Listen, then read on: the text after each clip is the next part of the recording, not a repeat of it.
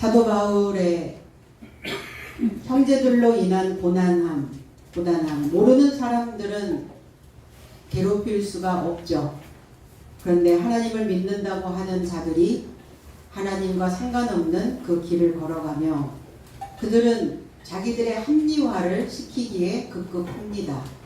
우리도 혹여 그러하지 아니한가?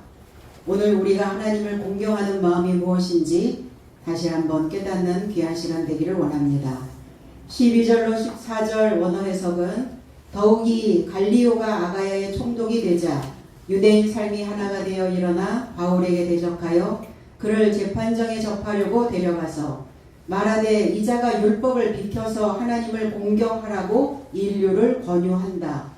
그러자 바울이 입을 열려고 의도하자 갈리오가 유대인 삶을 향하여 말하되 그런즉 유대인 삶이여 만일 무슨 부정이나 나쁜 분별 없는 행동이 있었으면 내가 너의 삶의 말을 조차 용납하였다 그랬어요. 바울의 두려움, 밤의 주심이 보여주셨던 환상. 바울의 두려움은 사람이 아니었습니다. 바울의 두려움은 내가 하나님을 믿고 있었음에도 불구하고 내가 하나님을 믿었다라고 말했음에도 불구하고 혹여 나를 건져내지 못할 수밖에 없는 그러한 상황이 나에게 만들어져서 하나님의 뜻 안에 있지 못할까봐에 대한 두려움이 컸다는 겁니다. 오늘 갈리오라고 하는 아가야의 총독을 만나게 됩니다. 누구나 다 반대편에 서 있는 건 아닙니다. 때로는 모든 사람들이 그 사람을 향하여 아니라고 손을 내저을 때 누군가 한 사람은 그의 진심을 볼 수 있는 사람이 있다는 겁니다. 이 갈리오라고 하는 의미는 이 원명은 뭐냐면 주니우스 갈리오 안나이우스라는 이름입니다. 네로의 가정교사였던 세네카, 그는 굉장히 유명한 철학자이기도 하죠. 근데 그가 갈리오의 형이었습니다. 그러니까 철학적인 어떠한 그 신념, 철학적인 어떤 요소가 굉장히 많이 갈리오에게도 있는 사람이었습니다. 그러니까 어떤 사리 분별, 분별력, 그리고 이성적인 이런 논리적인 이런 사고가 갈리오에게도 있었다는 겁니다. 그 글라우디오 앞에서 황제 폐하를 26번을 외칩니다. 이 갈리오가. 그래서 아가야의 총독이 되었다라는 설도 전해집니다. 네로의 통치 초기에 집정관이 되었으나 반역 음모에 가담한 혐의로 그 형, 철학을 연구했던 그 세네카 형은 죽고 갈리오는 일시적으로 용서를 받습니다.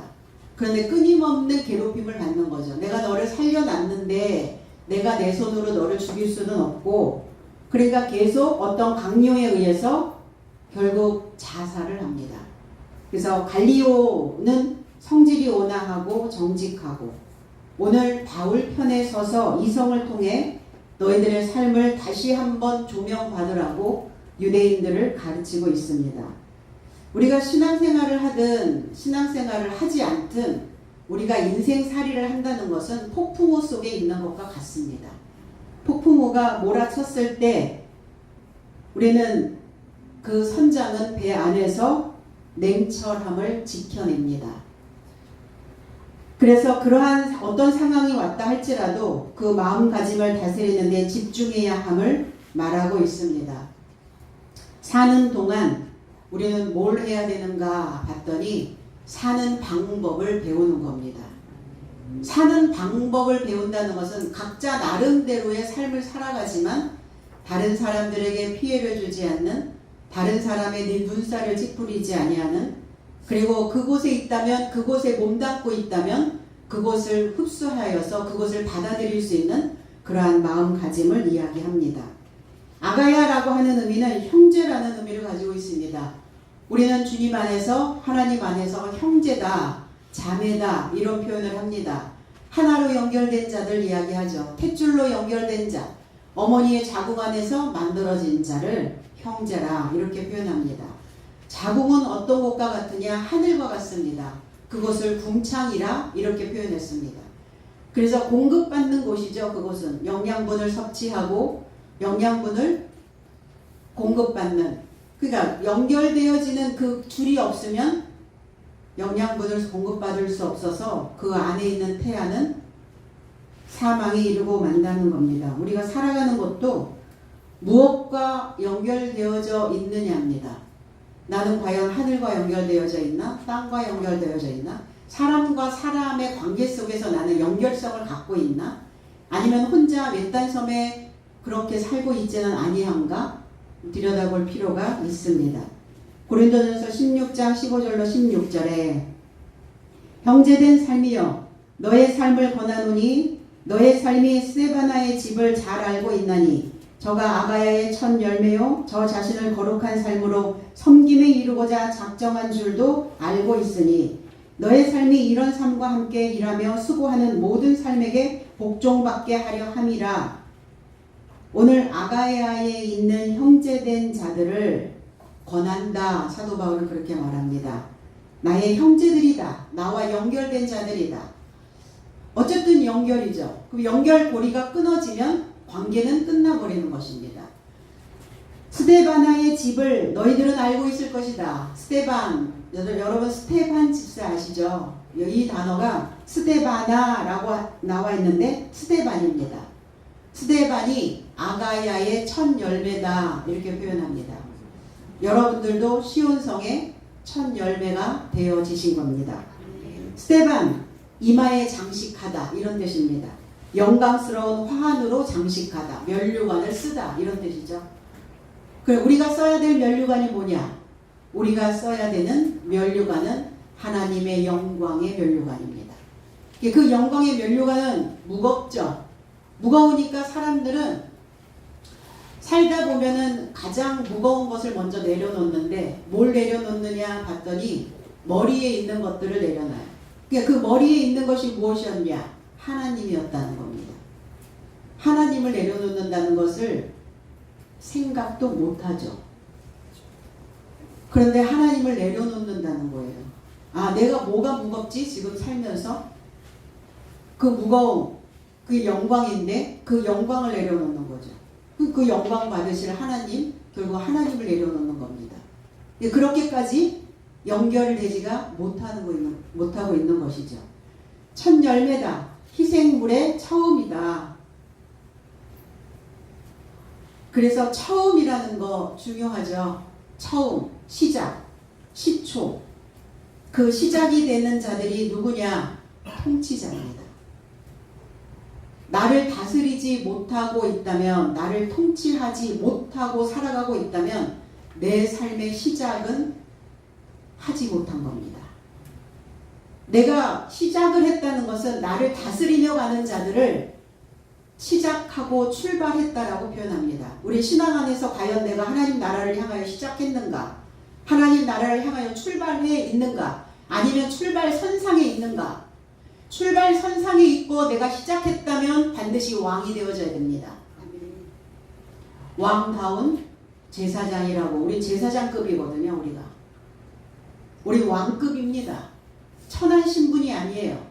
순간순간 변심하고 순간순간 변질되어지고 무거우면 막바로 내려 팽개치는 그러한 낮은 신분들이 아니라는 겁니다. 양반들은 왜 갓을 썼죠? 무거움을 견디는 겁니다. 왕들은 왜 왕관을 쓰죠? 그 얼마나 많은 무거움들이 있겠습니까? 힘들고 어렵다고 내려놓지는 않습니다. 바로 이 자들이 하나님의 첫 열매가 될 자격을 가지고 있는 자들입니다.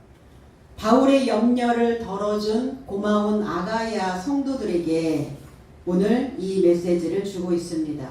그들이 고린도에 온 것을 칭찬하며 스데바나, 그 스데반의 통치자로 시작한 삶을 배우라고 말씀합니다. 스데반은 아가야의 첫 열매다. 그는 통치자였다. 그는 늘 출발선상에 시작하는 삶이다. 오늘 시작하는 마음. 어제의 삶이 아니라 오늘 새 출발. 우리 그런 거 원하시죠? 오늘 출발. 그게 바로 스데반이었습니다. 그가 그들을 본받아라. 그의 마음으로, 그 머리의 지식으로 무겁게 하는 이런 삶. 그 무거움이 있다 할지라도 그는 늘 생산적인 일을 하고 있다. 너희들은 이런 삶에게 복종하라. 보여지는 사람에게 복종이 아닙니다. 사람에게 복종하면 맹신하게 되고 추종자가 되어집니다. 그래서 이단이 만들어지는 거예요. 사람에게 복종하기 때문에. 그 입에서 나오는 말씀인 거죠. 하나님이신 거죠.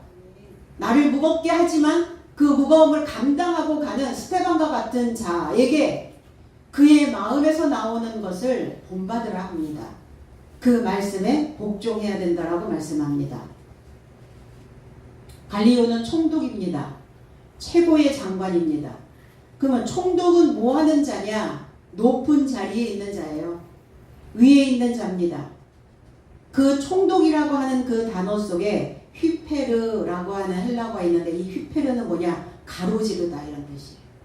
그러면 가장 위에 있는 자는 가장 위에 서 있는 자, 꼭대기에 서 있는 자, 지도자급이 되어져 있는 자는 어떤 자냐? 가로지를 수 있는 자예요. 횡단하는 자입니다.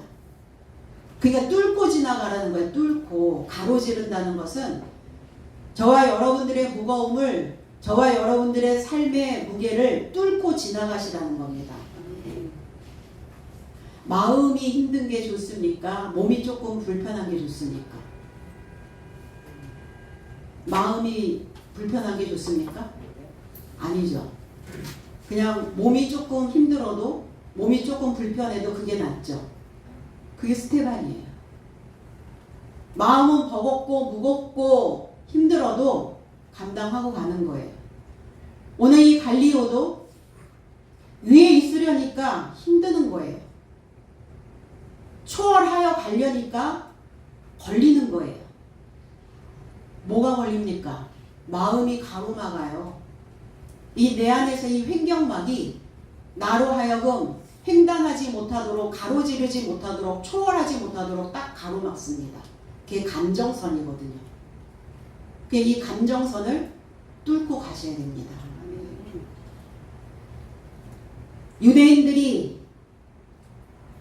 유대인들은 항상 어딜 가나 약방의 감초처럼 낍니다.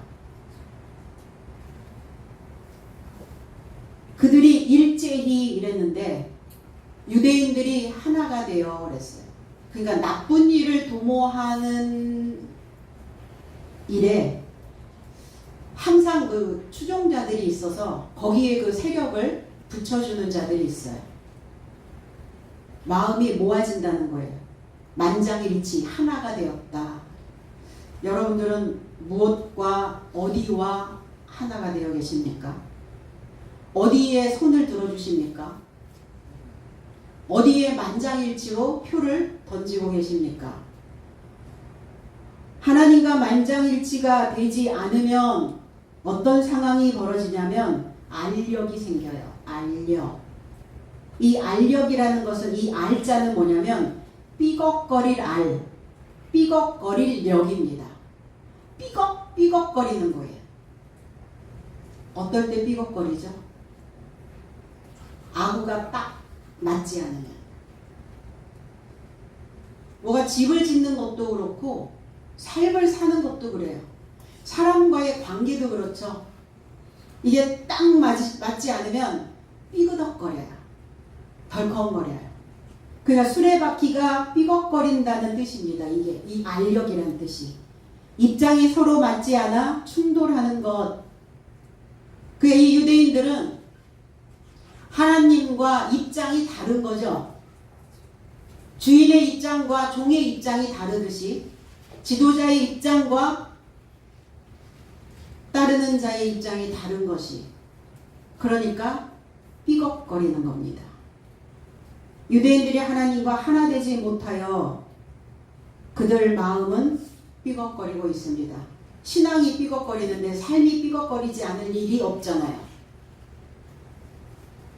내가 믿는 하나님과 삐걱거리는데 사람과 삐걱거리지 않을 수도 없잖아요. 기본적으로 사람과의 연결을 원치 않는 사람도 있습니다. 있기는. 늘 항상 고립되어 있는 사람도 있어요. 그런데 살아가는 게 내가 원하는 방향으로 바람이 불고 내가 원하는 색깔이 만들어지고 내가 원하는 삶이 그려지든가요? 그렇지 않잖아요. 그래서 항상 연결되어져 있는 사람들은 그 사방 바람이 불어올 때 바람을 막아줄 수 있는 사람들을 곳곳에 세웁니다. 내가 원하는 색깔이, 원하는 물감이 내 바탕에 뿌려지지 않았을 때 하나님과 연결되어져 있는 자, 사람과 연결되어져 있는 자, 그 자는 본래의 색깔을 빨리 찾아 들어갑니다. 오늘 유대인들은 하나님과 대적한다, 하나님을 향하여 대적한다라는 생각을 1도 못하고 있는 거예요. 이 하나님을 향하여 대적한다, 반대하여 일어서다, 쇄도하다 이런 뜻이에요. 누가복음 21장 34절에 그러므로 너의 삶의 마음이 방탕함과 술취함과 생활적인 염려 안에서 언제든 눌려지거나 갑자기 그날이 올무같이 너의 삶에 접해 서지 않도록 스스로 주의하라 그랬어요. 마음이, 삶이 반대하여 일어나잖아요. 하나님과 반대편에 서 있으면 눌려요. 뭐에 눌리는지 모르는데 눌려. 내 생각에 눌리고 상황에 눌리고 내 감정에 눌리고 눌립니다. 그러니까 공고한 마음이 쇄도하여 일어난단 말이에요. 그렇게 되지 않도록 뭘 하라? 멍에를 메고 배우라. 그래야 목숨이 쉼을 얻을 것이다. 눌릴 때, 억눌릴 때, 공고함이 쇄도할 때 뭘 해야 됩니까? 내 목숨 때문에 그렇거든요.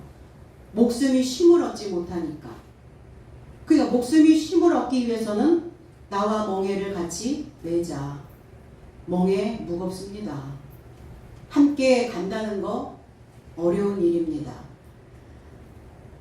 그래서 너희들이 노아의 날과 같이 인자의 임재도 이와 같을 것이다. 대적하면, 반대하여 일어서면 내 마음에 무엇인가 쇄도하는데 그 쇄도하여 일어나는 그 날들이 어떤 날들이 되어질 수밖에 없느냐? 노아의 날이 된답니다. 노아의 날이 어땠습니까? 하늘이 열렸어요. 하늘문이 열렸다고 얘기하죠. 사람들이 비가 3박 4일, 5박 6일, 7박 8일 끊임없이 비가 왔잖아요. 올해도. 그러니까 하늘이 열렸다 이런 표현을 해요. 하늘문이 열렸나 봐. 하늘이 열렸어요. 끊임없는 교훈이, 사상이, 물이 쏟아집니다. 내 안에 감정들 쏟아집니다. 떠내려가지 않으면 방주 안으로 들어오셔야 합니다. 방주가 어디라고요? 말씀입니다. 말씀. 노아의 의로운 8번째 노아를 구원하시고 의로운 8번째 노아, 기름질 수 있는 방법은 말씀 안으로 들어오시는 거예요. 기름져야 내 안에 공고함이 쇄도하여도 떠내려가지 않습니다. 주와 같아질 수 있도록. 그래서 왜 멍에를 매자 하셨냐면 나와 같아질 수 있도록 너 자신을 달아보라는 거예요. 몇 킬로 나가십니까? 몸무게 말고요. 마음의 무게. 무겁습니까? 무거워야죠. 이 길은, 이 말씀을 먹는 저와 여러분들은 가볍게 새털같이 갈 수 없어요. 그걸 포기했기에 여기까지 오신 거 아닙니까? 가벼워지고 싶으십니까? 얼만큼? 얼만큼 덜어내시면 가벼워지시겠어요? 그래서 가볍게 해달라고 기도하시지 말고 무거움을 감당하게 해달라고 기도하시는 게 빠릅니다. 그래서 저울에, 그 멍에는 저울과 같은 것이죠. 너 자신을 저울에 달아봐라. 너를 달아봤을 때 네 속에 말씀을 대적하여 일어서고 있는지, 하나님이 쇄도하는지 아니면 대적하는 반대편에 가고자 하는 그 마음이 쇄도하여 일어나고 있는지를 분별하라는 겁니다. 누구처럼? 스데반처럼. 그래서 머리의 문제죠. 그 머리를 하나님으로 장식해야 합니다. 미장원에 가면은 얼마씩 머리 주고 하시나요? 저 미장원 안 간지 꽤 오래됐는데 염색만 하려고 해도 몇만 원, 파마 하려면 10만 원 이상 머리에 너무 많이 쓰시잖아요. 그런데 그 속에 있는 머리에는 왜 돈을 안 쓰시나요? 왜 노력을 안 하시죠? 내가 가지고 있는 것 갖고 왜 그거 겨우 꺼내서 살려고 하다 보니까 함량미달, 하나님이 달아보셨을 때 축 처져버리는 거죠. 그래서 마음도 처지는 거예요. 마음이 탁 올라붙어야 되거든요. 다 늘어지는 거예요. 그래서 나는 하나님을 반대하여 일어선 적이 없다고 유대인들은 생각합니다. 우리 또한 그랬죠. 그런데 기록된 대로 행하지 않는다면 대적자다. 그래서 우리가 읽는 성경과 눈으로 보는 성경과 귀로 듣는 성경과 살아내는 성경이 일치해야 합니다. 이 대적이라고 하는 단어는 좁다란 뜻이에요. 비좁은, 비탄에 빠진 이런 뜻이에요. 대항자, 원수 이런 의미거든요.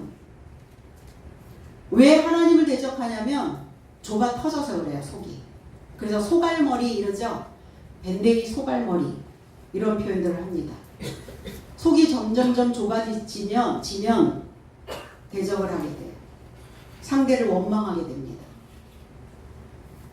시편 13편 3절로 4절 여호와 내 하나님이여 나를 생각하사 응답하시고 나의 눈을 밝히소서. 두렵건대 내가 사망의 잠을 잘까 하오며 두렵건대 나의 원수가 이르기를 내가 그를 이겼다 할까 하오며 내가 흔들릴 때에 나의 대적들이 기뻐할까 하나이다 그랬어요.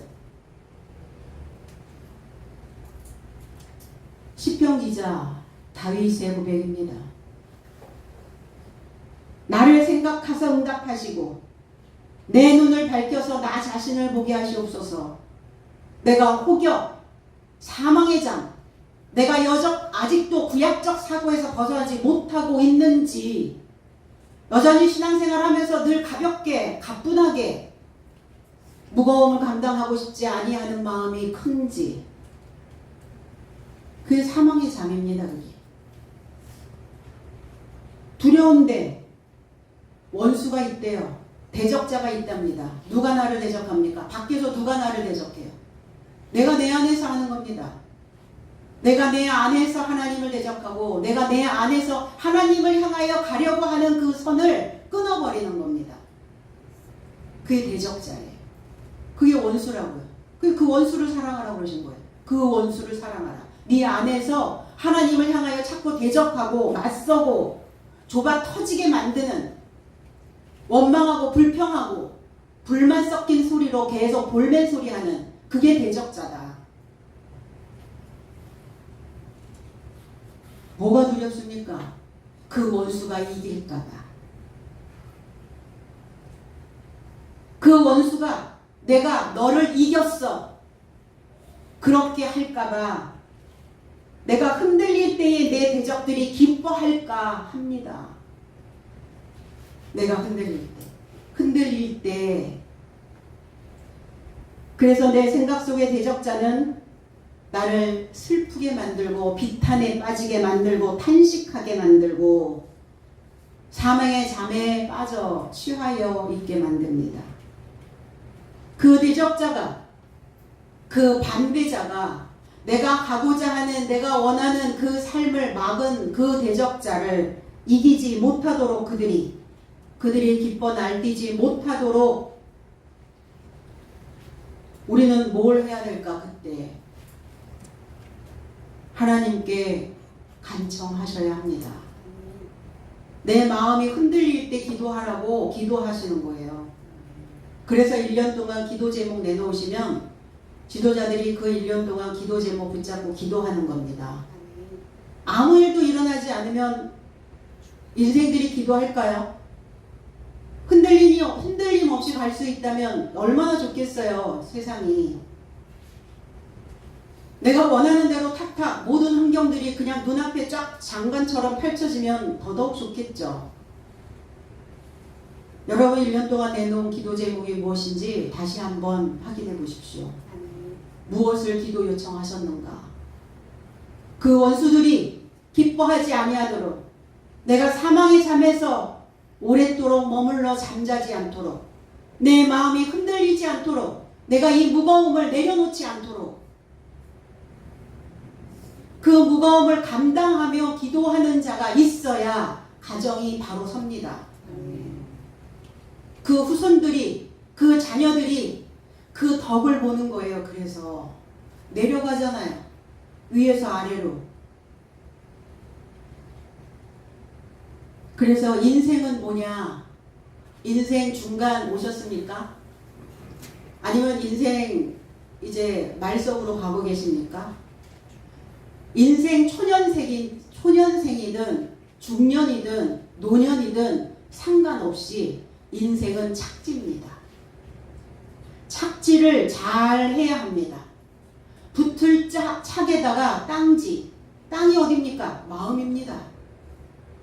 그 나의 마음의 땅 안에 계신 하나님께 착지해야, 그래야 흔들릴 때 내가 대적자가 되지 않습니다. 이렇게 생각하시죠? 아, 오늘 말씀이 내 말씀이다. 내 말씀이면 내가 돌아서야 되는데 내 말씀이야. 그리고 들어 흘러가죠. 찔림을 받았으면 그러면 반대편에서 오른편으로 옮겨 오셔야 되거든요. 근데 여전히 반대편에 있으면서 그냥 내 말씀이다라고 얘기하는 거예요. 그건 찔림을 받은 자의 모습이 아닙니다. 여전히 반대편에 서 있는 자입니다. 여전히 표면적 유대인의 신앙관을 갖고 있는 자의 모습입니다. 오늘 이 바울을 재판 자리에 연결시켰다 그랬어요. 그 뭘 잘못했나? 재판 자리에까지. 뭘 잘못했길래 이 유대인들이 소송 절차에 따라 소송을 하고 있는가? 그게 재판 자리에 재판석에 있다는 것은 법원이 소송 절차에 따라서 소송을 심리하고 판결하는 자리를 재판석이라고 얘기합니다. 그러니까 뭔가 범죄한 뭐가 증거가 있어야, 그래야 재판 소송이 걸릴 것이고, 그 소송으로 인하여 그거를 심의하는 그 판결 자리에 있게 되는 겁니다. 로마서 14장 10절로 11절에 그런데 내가 어찌하여 내 형제를 판결하느냐? 너도 내 형제를 어찌하여 업신여기느냐? 왜냐하면 내 모든 삶이 그리스도의 재판석에 다가설 것이다. 왜냐하면 기록된 것이다. 나는 살아있고 주께서 말씀하신다. 모든 무릎이 나에게 꿇을 것이요 모든 혀도 하나님께 자백할 것이기 때문이다. 우리가 가야 될 재판석은 그리스도 예수 앞입니다. 그리스도 예수는 법을 가지고 계시거든요. 옳은 법, 옳은 판결. 그 바른 판결을 해주셔야 될 그분 앞에 서는 겁니다. 여러분이 여러분들 앞에 재판석에 서 계십니까? 여러분들은 여러분들에게 어떤 판결을 내리고 계십니까, 지금?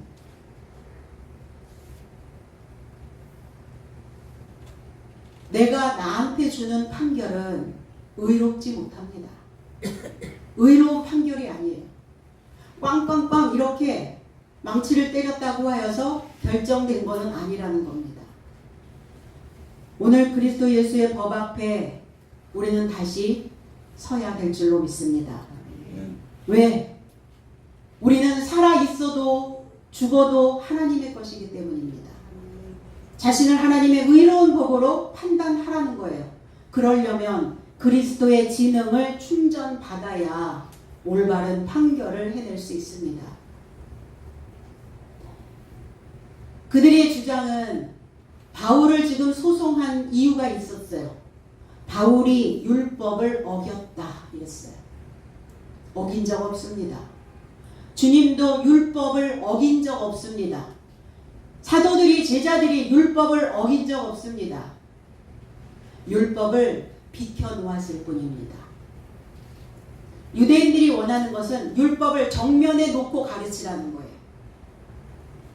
그런데 바울은 율법을 비켜놓았다고요. 옆에다가 놨다. 왜? 정면으로 가르쳐야 될 새로운 지식이 있기 때문에. 1학년 넘어가면 1학년의 지식을 비켜놓지 않습니까? 3학년 올라가면 2학년의 지식을 비켜놓지 않습니까? 안 그래요? 1학년에서 2학년 올라가야 되는데 2학년의 그 지식을 계속 앞에다 놓고 가르칩니까? 그러는 선생이 어디 있어요? 그거라는 거예요. 율법을 정면에다 놓고 바르게 사람들을 율법을 통해서 가르쳐야 되는데 율법을 비켜놓았다 이런 표현을 합니다. 어겼다라는 단어가 아니라 팔아라는 단어예요. 옆에다 놨다. 옆에. 너희들이 율법을 옆에다 놨으니까 비켜놨으니까 율법이 무엇을 말하는지 보면서 내가 가르치는 것과 연결시켜라. 율법의 1.1획도 나는 폐하러 온 것이 아니다. 난 그걸 완성시키려고 온 것이다. 너희들이 어느 한두 번만 가지고 신앙생활을 해왔다면 이제 전체를 보고 갈 수 있는 그 눈을, 그 마음을, 그 귀를 열어줄 것이다. 율법이 뭡니까? 짐승에게 먹이를 주거나 방목하다에서 유래된 겁니다. 규정된 관습, 모세의 책을 율법이라고 말합니다. 규정된 거, 관습, 습관처럼 믿는 사람들. 누가복음 16장 16절에 율법과 예언자 삶은 요한까지요. 그때부터 하나님 나라 소식이 전파되고 모두 그것에 이루고자 침략한다 그랬어요. 요한이 말했어요. 요한 때까지다. 율법은 요한 때까지. 짐승을 길들이기 위해서 율법이 필요했던 거예요. 근데 이 율법조차 먹지 못한 자들이 있어요. 상황 파악, 분위기 파악 못하는 사람들. 그 율법조차, 법조차 없는 사람들입니다. 경계가 무너져 버려 있는 사람들. 예수 그리스도와 세례 요한은 교차됩니다. 그래서 복음, 연결된 소식으로 오신 예수 그리스도가 전파되어야 되기 때문에 세례 요한으로부터 율법을 들은 그 마지막 세대들은 뭘 해야 되냐, 뭘 준비해야 되냐, 침범할 준비를 하셔야 됩니다. 치고 올라가야 되거든요. 침입하셔야 되거든요. 아, 나는 교회만 그냥 왔다 갔다 해도 당연히 하나님이 그냥 자연스럽게 복 주시고 내가 원하는 거 해주시고 원하는 환경 만들어 주시고 그러실까요? 아니라는 거죠. 하나님의 나라를 침범해서 그 영토를 빼앗으라는 겁니다. 그래서 뭐라 그래요? 천국은 침노하는 자의 것이다. 침범하는 자의 것이다. 침입해서 뺏어오는 것이다. 그건 뭘 말하고 있느냐? 적극성입니다. 적극성. 적극성이 죽었나요? 적극성이 없어요 이제? 만드셔야죠. 늘 심기일전하는 거예요. 그래서 만들어내야 돼요. 만들어내지 않으면 소모돼 버려요. 소진돼 버려요. 다 떨어져요. 없어요. 누가 가져갔는지 다 없어져 버려요. 누가 다 뺏어가 버려요. 그거를. 마태복음 11장 22절로 13절에도 그래서 하늘 삶의 나라는 세례 요한의 날로부터 지금까지 침략당하고 있고 침략자 삶은 그것을 강탈한다. 왜냐하면 예언자 삶 모두와 율법은 요한까지 예언하였다 그랬어요. 요한 이후로부터는 우리가 계속 침략하는 거예요. 그 전쟁이죠. 그래서 전쟁하는 집, 전쟁을 치르기 위해서 뭐가 필요했어요? 군량미가 필요했어요. 군사들에게 식량이 필요했던 거예요. 군량미가 떨어지잖아요. 아무리 좋은 무기를 가지고 있어도 먹지 못하면 패잔병이 됩니다. 전쟁이 져요. 그러니까 먹거리로 오신 거라고요. 전쟁을 준비하는, 천국을 침노하기 위하여 전쟁을 예비하고 전쟁을 준비하고 있는 자의 편에 서 계신다는 겁니다. 하나님은. 예수 그리스도를 인정하지 않고 그 교육으로 귀가 뜨이지 않은 자들. 그러니까 세례 요한 때까지 율법만을 고수하고 있는 겁니다. 그걸 정면에 놓아라. 이거 주장하는 거죠. 그들은 하늘나라를 침략하지 않고, 그래서 우리는 뭐라고 얘기하죠, 요즘? 일반적이지 않은, 뭐가 이렇게 새로운 것들을, 새로운 변화를 추구하지 않는 사람들을 우리는 꼴통짓을 한다. 이런 표현을 해요. 꼴통. 꼴통이야, 꼴통. 저희가 꼴통이야. 꼴통짓을 해. 그 꼴통은 세상 변화를 외면하는 사람들을 의미하기도 하고, 그 어원을 보니까 골통이에요. 골통. 뇌죠. 뇌의 그릇이죠. 그래서 뇌에 뭔가를 담는 그릇. 뇌 안에 무엇인가를 담아놨는데 뭘 담아놨다 봤더니 생각이 얕고 지적 수준이 낮고, 그런 사람들을 20세기 중엽 이후로 이 소리가 만들어졌답니다. 20세기. 요즘 쓰는 언어가 아니더라고요. 이 꼴통이란 단어가. 20세기 중엽부터 생각이 얕고 지적 수준이 낮고 분위기 파악 못하고 환경 적응 안 하고 연결망 다 끊어지고 혼자 맷든 섬에 있고 고립되어 있고, 그러니까 새로운 것들이 들어오지 않으니까 변화 안 되죠. 새로운 변화 원치 않죠. 가던 대로 가고 먹던 대로 먹고 생각한 대로 생각하고 살던 대로 살고, 그게 꼴통. 그래서 관습이나 분위기, 때로는 권위, 이런 것들을 보는데 둔하고 꽉 막힌 사람을 수구 꼴통이라 이렇게 이르렀대요. 옛 제도, 관습 그대로 지키는 어떤 기득권만을 지키려는 유대인들, 그들이 누굽니까? 수구 꼴통. 오늘날 없을까요? 나는 아닐까요? 나는 아니기를 간절히 원하셔야죠.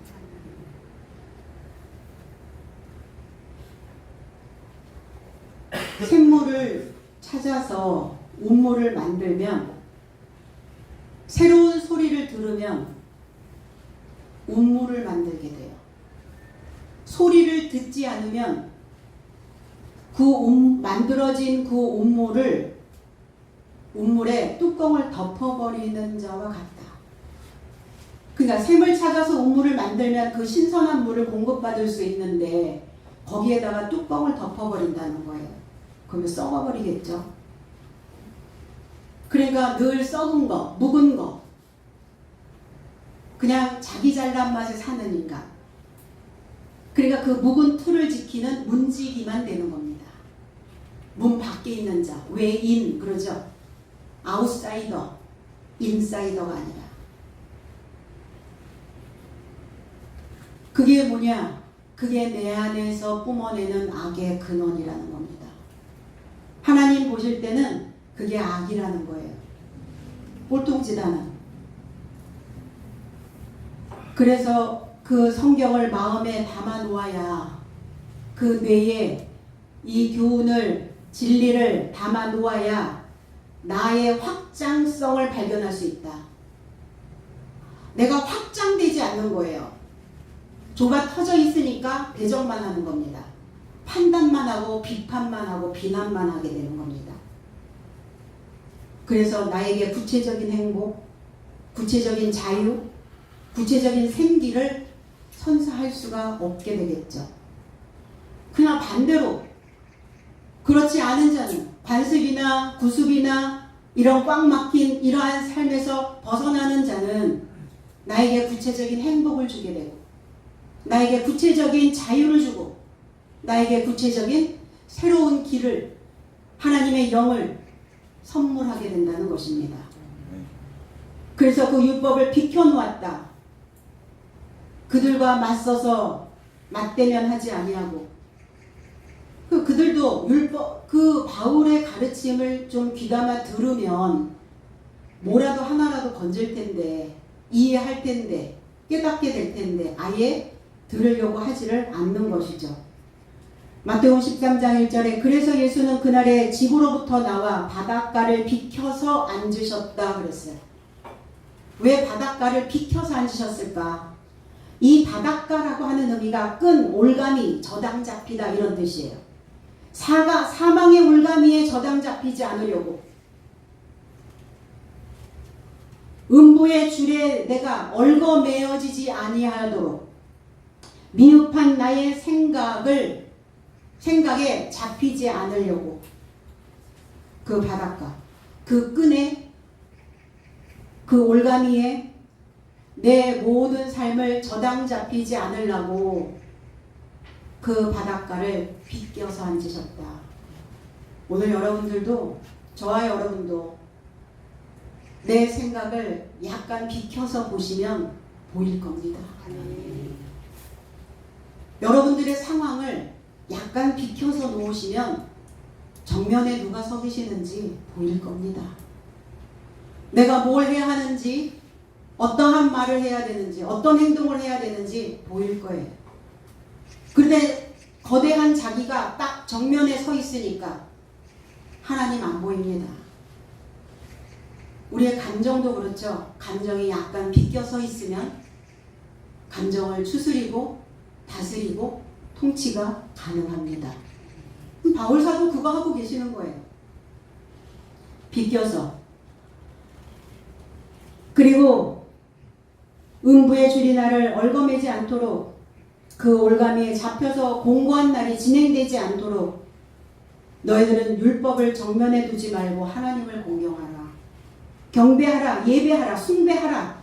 하나님을 향하여 절하라. 욥기서 1장 20절로 21절에 욥이 일어나 겉옷을 찢고 머리털을 밀고 땅에 엎드려 공경하며 내가 모태에서 알몸으로 나왔은즉 또한 알몸이 그리로 돌아가 올지라. 주신 이도 여호와시요 거두신 이도 여호와시니 여호와의 이름이 찬송을 받으실지니이다 그랬어요. 욥이 자녀와 재산을 잃고 태풍이 와서 집 모퉁이를 쳤을 때 하나님 여호와를 향하여 공경하며 그랬어요. 그러며 했던 말입니다. 하나님을 원망하지 않았다고 성경은 그렇게 기록되어져 있는데 하나님 원망했어요. 그런데 중요한 건 어려움이 닥쳤을 때 그의 처신이었어요. 우리는 거기에 주목해야 합니다. 공경에 빠졌을 때 사람들은 어떻게 처신하는가를 보는 거예요. 머리털 미시고 겉옷 찢으셔야 됩니다. 겉옷을 찢는다는 것은 뭡니까? 덮어놓은 거죠. 내 마음에 덮여있는 덮개입니다. 오래된 관습일 수 있어요. 오래된 낡은 것일 수 있어요. 그게 욥의 신앙이 어땠습니까? 욥의 신앙 낡았습니다. 그러니까 그거 찢어내야 되는 거예요. 알아요. 마음 한 구석에서는 내가 지금 어떠한 상태인지 알고 있습니다. 애써서 외면할 뿐이에요. 덮개를 찢어내고 머리털을 밀었어요.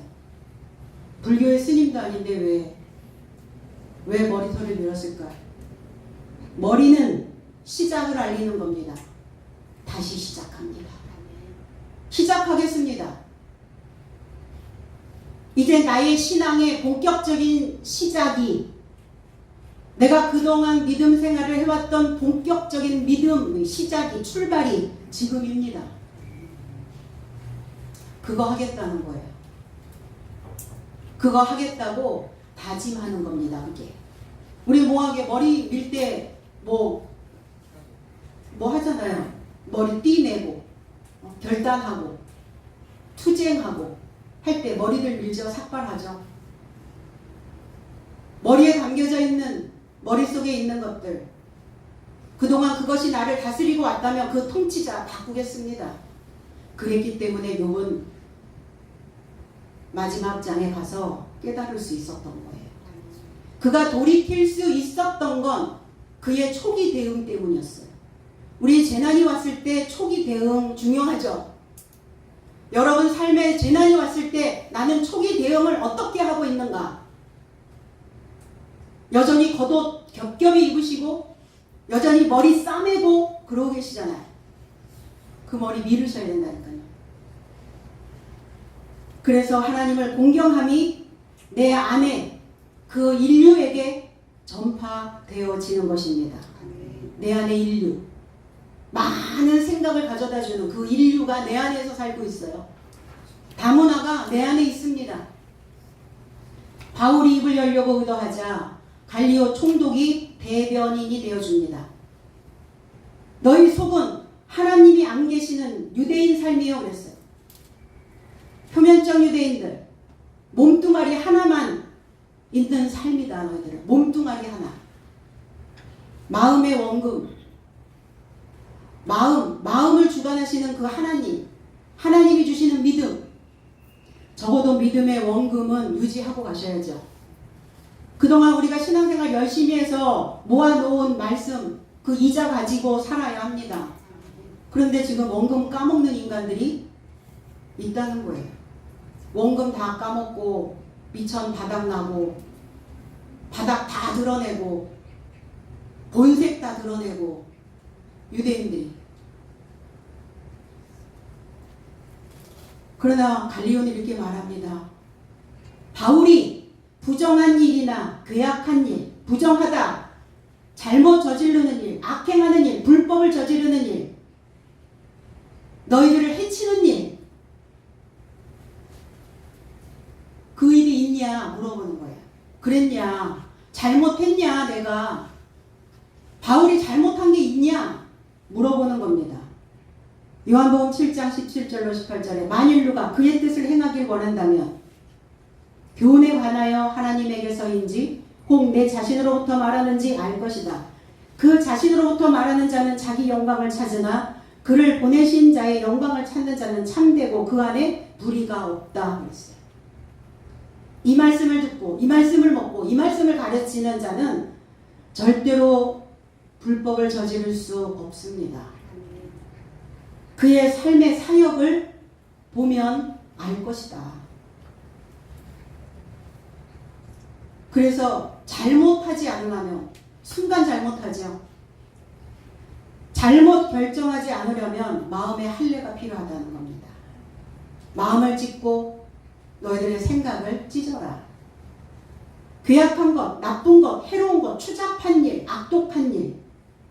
요한일서 5장 18절로 19절에도 하나님에게서 나음받은 자 모두는 범죄치 아니하는 줄을 나의 삶은 알았나니 하나님에게서 나음받은 자는 자신을 지킴으로 나쁜 자가 그의 소유에 접촉하지 못한다. 내 삶은 하나님에 속해 있는 것을 알았으나 세상 전부는 나쁜 자 안에 놓여 있다 그랬어요. 세상은 나쁜 자 안에, 그 분별 없는 행동 안에. 갈리오가 바울의 편에서 분별 없는 행동이 있다면 유대인들아 너의 말을 내가 용납해 주겠다. 너희들의 주장을 들어주겠다. 그러나 너 자신들을 먼저 봐라. 너희들의 태도를 봐라. 너희들의 모습들을 먼저 지켜봐라. 나쁜 자 안에 놓여있지 않다 결코 이 바울은. 하나님에게서 나음을 받은 바울이었습니다. 그래서 결단코 불법에 해로운 삶에 추잡한 어떤 행동들을 하지 않습니다. 그리고 자기를 변호하기 위해서 합리화도 시키지 않습니다. 바울 사도는 있는 그대로 보여지는 그대로 그 마음의 진심 그대로 그 신앙이 하나님께 소속되어 있지 않음을 그들은 드러내고 있는 겁니다. 하나님을 공경하고 있는지 나 자신의 육체의 생각에 굽실굽실하는지 깨닫고 나의 머리를 흔드는 그 독의 요소를 오늘 말씀으로 해독하고 돌아가시기를 예수 그리스도 이름 안에서 축복드립니다. 기도하겠습니다.